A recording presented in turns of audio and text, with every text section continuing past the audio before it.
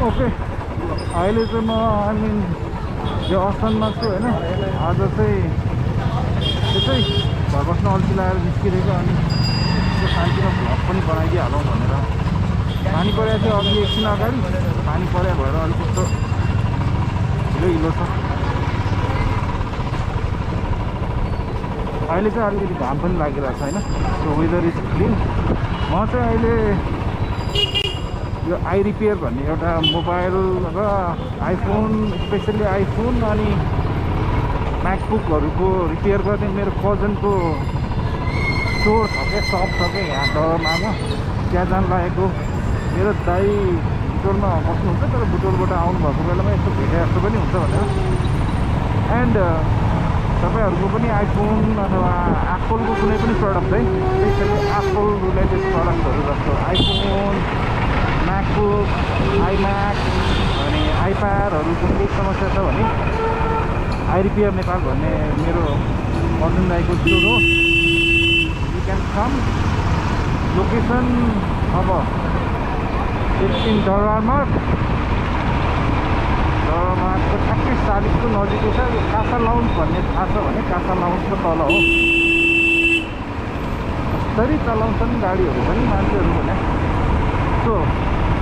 what you have to do is iRepair Nepal आउनलाई पहिला सुरुमा तपाईँहरू यो दरमार्गको this right here is Darmarg आउनुहोस् दरमार्गको सालिक भयो यो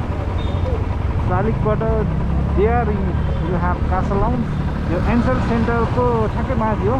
so I will show you the location एकछिनमा पहिला चाहिँ पार्किङ गरिहालौँ so the very nearest parking is here सबभन्दा नजिकै पार्किङ भन्दा नि हुन्छ So,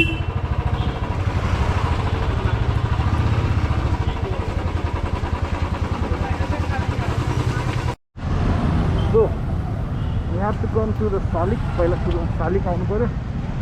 सालिकबाट जस्ट नियरबाई 2 मिनट पनि लाग्दैन होला सालिकबाट यो देयर इज एन्सेल सेन्टर हियर यो एभो स्टोर नजिकै पनि हो क्या यहाँबाट सिधै अगाडि आउनु so there is KFC Pizza Hut होइन यो चाहिँ एन्सल सेन्टर सो यो एन्सल सेन्टरको भित्र बिल्डिङमा छु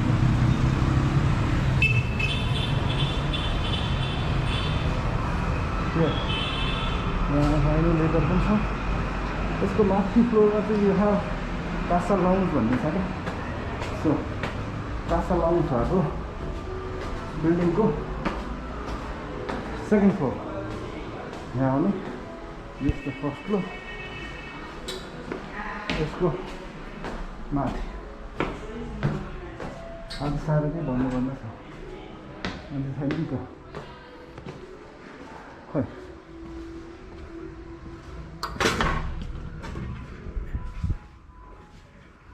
हेलो